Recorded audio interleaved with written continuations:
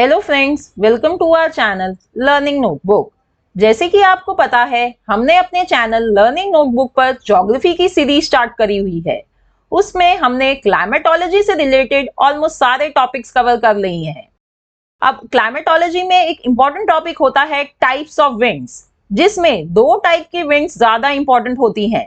पहली होती है परमानेंट विंड्स और दूसरी होती है सीजनल विंड्स। तो परमानेंट विंड्स पर तो फ्रेंड्स मैं ऑलरेडी आपको एक सेपरेट वीडियो दे चुकी हूं। आज मैं आपको समझाने वाली हूं सीजनल विंड्स, जिसमें हम monsoon winds, sea breeze and land breeze, mountain breeze and valley breeze के बारे में अच्छे से डिटेल में पढ़ेंगे। So let's start. तो सीजनल विंड्स को फ्रेंड्स हम पीरियोडिक विंड्स और सेकेंडरी विंड्स भी कहते हैं। सो लेट्स अंडरस्टैंड ये सीजनल विंड्स क्या होती हैं। These winds change their direction with different season changes or periodically। तो ये वो winds होती हैं जो अपनी डायरेक्शन चेंज कर लेती हैं जब सीजन चेंज होता है या periodically। periodically means कि कुछ टाइम पीरियड में। तो ये winds अपनी डायरेक्शन चेंज करती हैं डिफरेंट सीजन चेंजेस के साथ या periodically। एग्जाम्पल्स क्या हैं इस winds के, इन टाइप ऑफ winds के? The best example of these winds is monsoon winds। Friends, जो मॉनसून विंड्स हैं वो सीजनल विंड्स होती हैं। सबसे बढ़िया एग्जाम्पल है सीजनल विंड्स का monsoon winds. Other examples are sea breeze and land breeze, then mountain breeze and valley breeze. अब आइए, ये जितने भी मैंने आपको एग्जाम्पल्स यहाँ पे दिए हैं, इन सभी को मैं आपको एक एक करके डिटेल में समझाती हूँ। In summer, land heats up faster than ocean. Due to this, the air above the land gets warmer than the air over the water, causing the wind to flow from ocean towards land. तो friends, ये जो monsoon winds होती हैं ये summers में ocean से land की तरफ चलती हैं। ऐसा क्यों होता है? देखिए, समर्स में लैंड जो होता है वो जल्दी गर्म हो जाता है, ठीक है, पर जो ओशन होता है, जो वाटर बॉडीज होती हैं, वो जल्दी गर्म नहीं होती, वो कम गर्म रहती हैं। तो जब वहां पर जो टेम्परेचर होगा वो कम होगा वाटर बॉडीज की तरफ। तो यानी जब टेम्परेचर कम है तो जो प्रेशर होगा वो हाई होगा, हाई एयर प्रेशर बनेगा वहां पे। जबकि लैंड जहां पर टेम्परेचर ज्यादा है वहां पर लो एयर प्रेशर क्रिएट होता है। और हमें पता है जो विंड्स होती हैं वो हाई प्रेशर से लो प्रेशर की तरफ चलती हैं। इसलिए समर्स में मॉनसून विंड्स ओशन से लैंड की तरफ चलती हैं। As they travel over the Indian Ocean for a large distance before they reach the land, they get saturated with moisture and induce heavy rainfall in the Indian subcontinent and the adjacent neighboring countries। तो ये जो हवाएं होती हैं, ये monsoon winds जो होती हैं, ये जब ओशन से लैंड की तरफ जा रही होती हैं तो ये ओशन से बहुत ज्यादा मॉइस्चर इकट्ठा करती हैं, बहुत ज्यादा मॉइस्चर पिक करती हैं on their way towards the land. और जिस वजह से जब ये लैंड की तरफ जाती हैं तो वहां पर बहुत ज्यादा बारिश लेकर आती हैं। यही चीज यहाँ लिखी है कि induce heavy rainfall in Indian subcontinent and the adjacent neighbouring countries. अब देखते हैं विंटर्स में मॉनसून विंड्स क्या करती हैं। In winters, the direction of the wind gets reversed and it flows from the colder land to the ocean। अब friends, winters में ये जो मॉनसून विंड्स होती हैं ये उल्टी चलती हैं, यानी ये लैंड से ओशन की तरफ, वाटर बॉडीज की तरफ चलती हैं। क्योंकि जब विंटर्स में जो लैंड होता है वो ठंडा रहता है, तो वहां पर जो प्रेशर होता है वो क्या होगा, वो हाई होगा, तो हाई प्रेशर होगा। जबकि जो वाटर बॉडीज होती हैं वो इन कंपैरिजन टू लैंड इतनी ठंडी नहीं रहती, वो जल्दी गर्म हो जाती हैं, तो वहां पर लो प्रेशर रहता है। और तो फिर विंड्स कहां से चलेंगी, हाई प्रेशर एरिया से towards the low pressure area, यानी लैंड से ओशन की तरफ चलती हैं मॉनसून विंड्स विंटर्स में।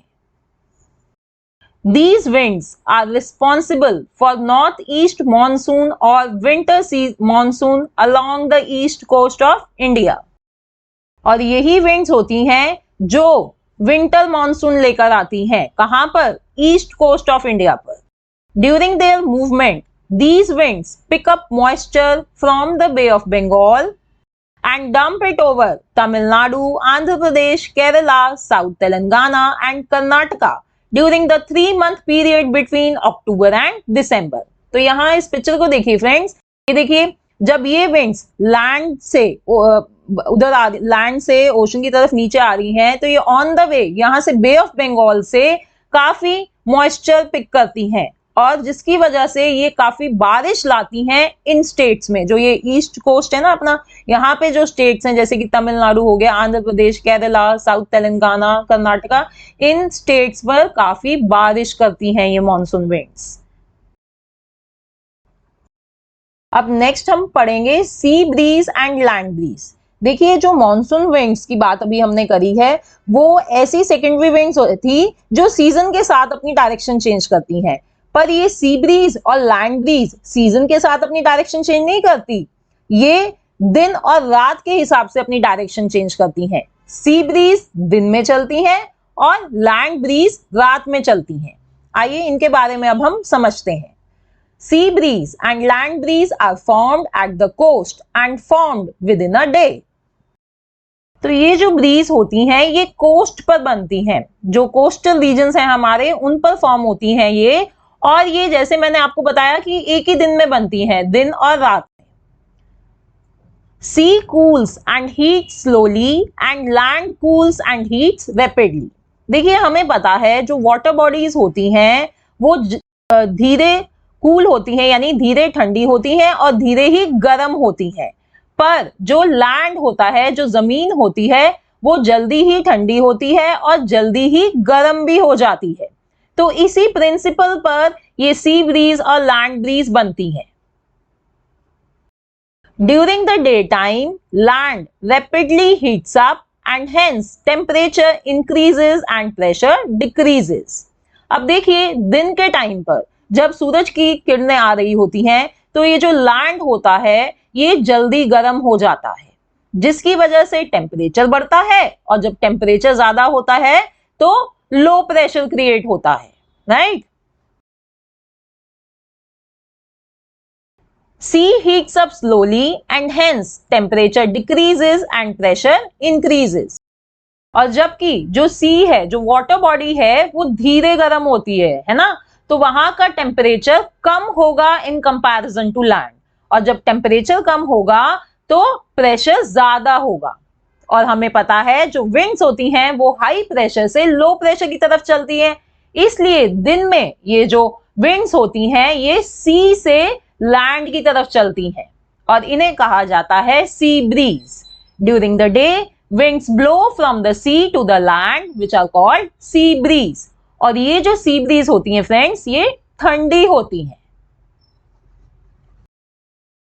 Now during the night time land cools rapidly in comparison to sea.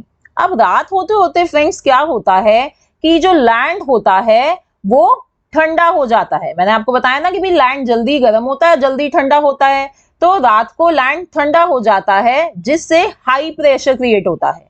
पर जो सी होता है, जो समुद्र होता है, वहां पर अभी भी गर्मी है इन कंपैरिजन टू लैंड, वो अभी भी गर्म है, वो इतनी जल्दी ठंडा नहीं होता, इसलिए वहां पर लो प्रेशर बनता है।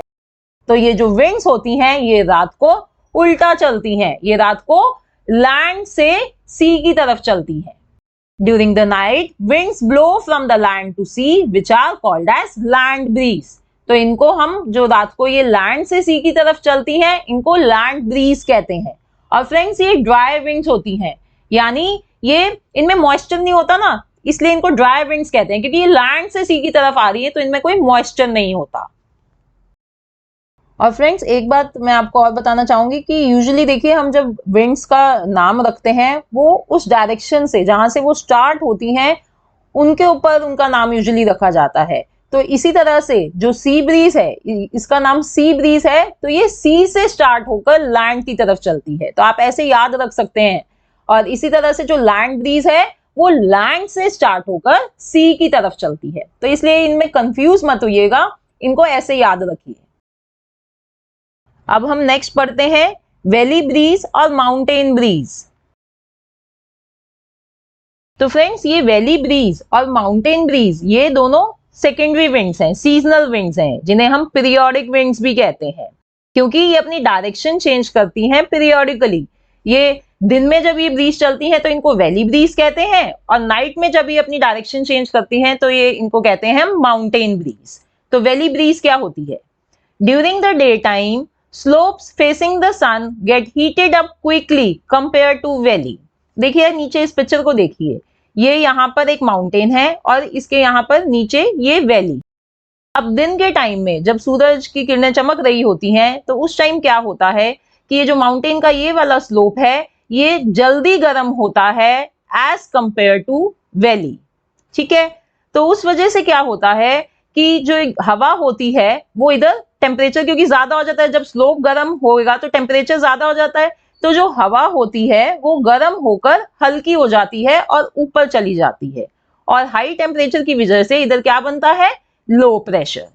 बट जब हम नीचे वैली की बात करें जो कम जल्दी गर्म होती है एज कंपेयर टू स्लोप, तो नीचे वैली में जो लो टेम्परेचर होता है जिसकी वजह से हाई प्रेशर क्रिएट होता है। ओके, यही चीज मैंने यहां लिखी है।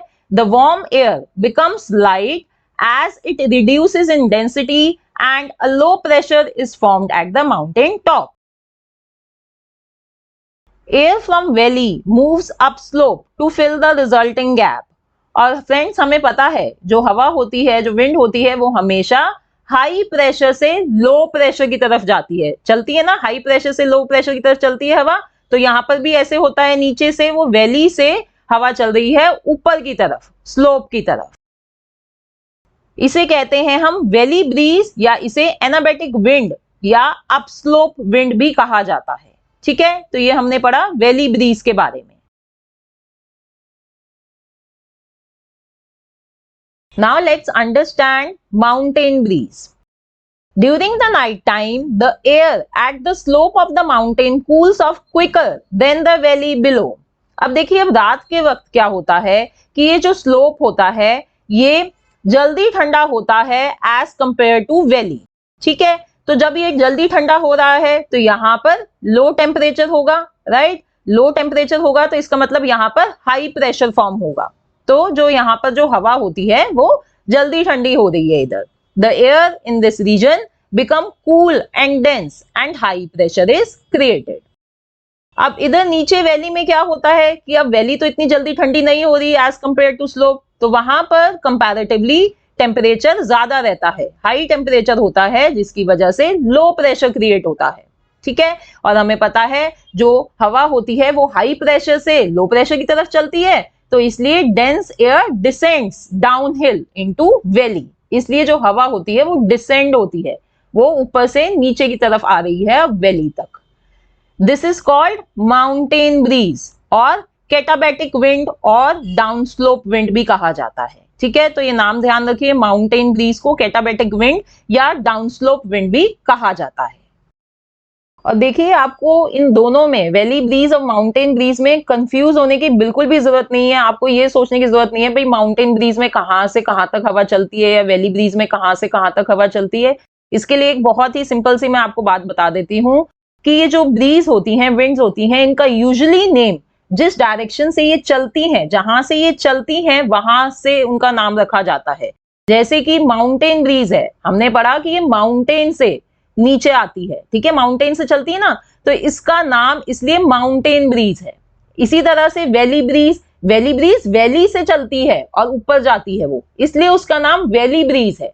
तो बस आप यही चीज याद रख लीजिए कि उनका नाम ही ऐसा रखा गया है, तो इसलिए आपको कोई भी कंफ्यूज होने की जरूरत नहीं है। बस याद रखिए माउंटेन ब्रीज है तो वो माउंटेन से वैली की तरफ आ रही है, वैली ब्रीज नाम है तो वो वैली से ऊपर माउंटेन की तरफ जा रही है।